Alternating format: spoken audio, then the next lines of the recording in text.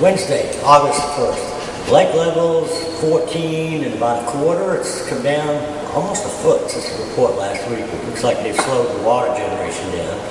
But the water temperature's actually cooled down a bunch. It was 80 degrees when I put it in this morning, down from about 85. So we've had several cool days, which has been real good.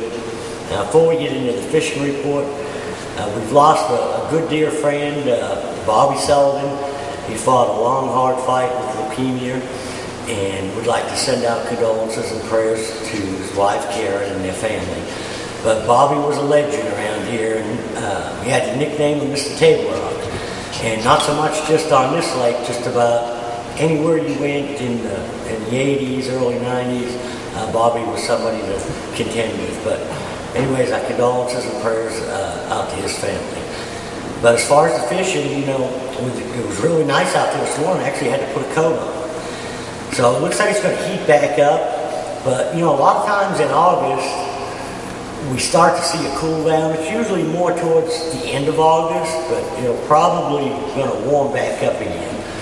But normally when we have that cool down, the smallmouth start to show back up, you know, fairly shallow.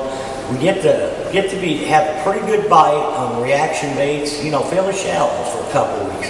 And that's when that whopper plopper and a lot of buzz baits will come into play, fairly shallow, just running and gunning, covering a lot of water.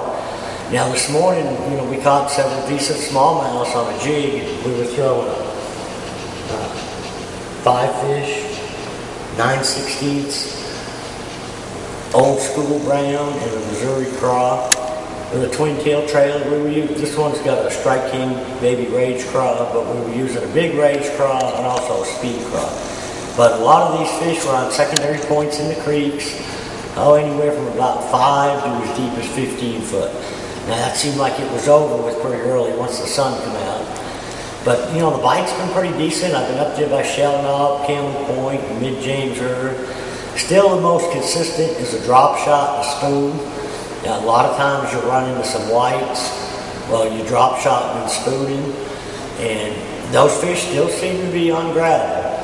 A lot of main lake gravel points where a channel comes up on one side or the other.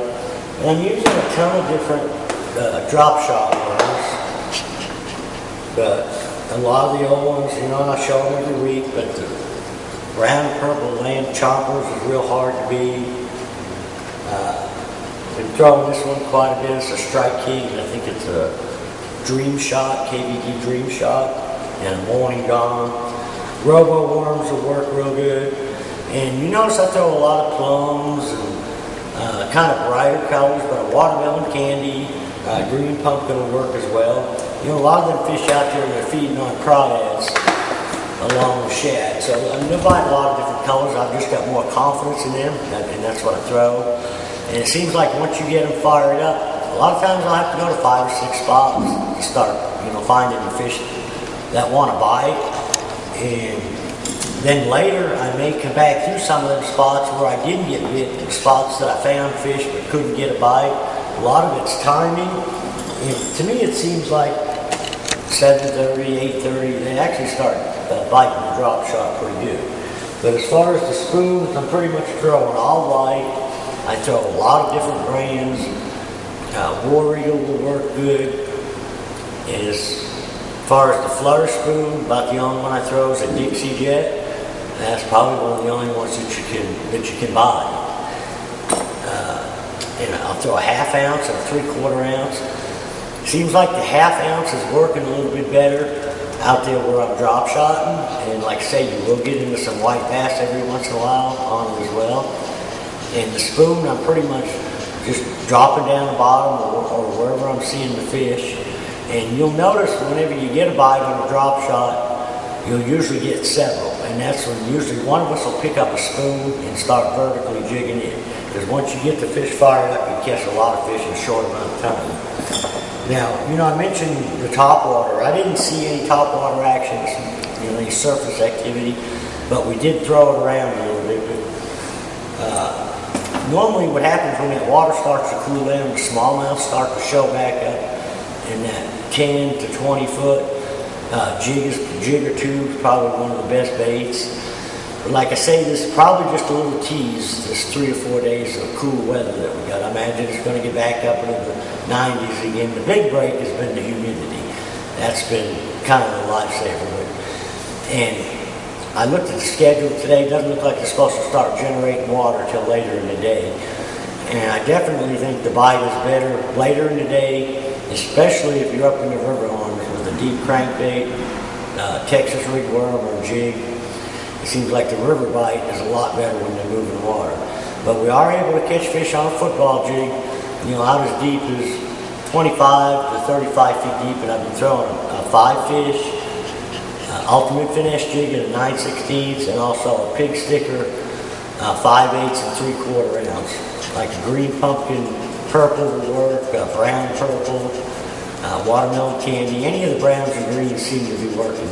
Some days one will work better than the other on the different light conditions, but you just got to keep playing with them and see which one you get the most bites on. Another deal that we're getting hit on some too is wobblehead or pig sticker makes this. This is a pig rig, and I'm throwing either a Zoom Magnum finesse worm or the Zoom Magnum trick worm. This is the Magnum finesse worm. It's a little shorter. The Magnum trick worm is about the same diameter, but I think it's about 7 inches, where this one's about 5. And here's the other color of that jig that's been working good too. It's the Missouri Craw. But, not a whole lot changing. It's still pretty much the summertime pattern. There's still a lot of fish around the docks. On a jigging spoon, it seems like you got to have at least 35 feet of water around the docks. I'm throwing them spoons inside the slips and vertically jigging them. But it seems like you got to hit quite a few docks. Cover a lot of water, different docks. But usually whenever you get one bite, you'll get several bites in the same area. So hopefully it'll stay nice and cool like this, but look for the fishing in the next 2 to 3 weeks when we do have a cool day at the end of August. A lot more things are going to start happening as far as the bottom bite and the top water bite. So until next week, good luck, good fishing.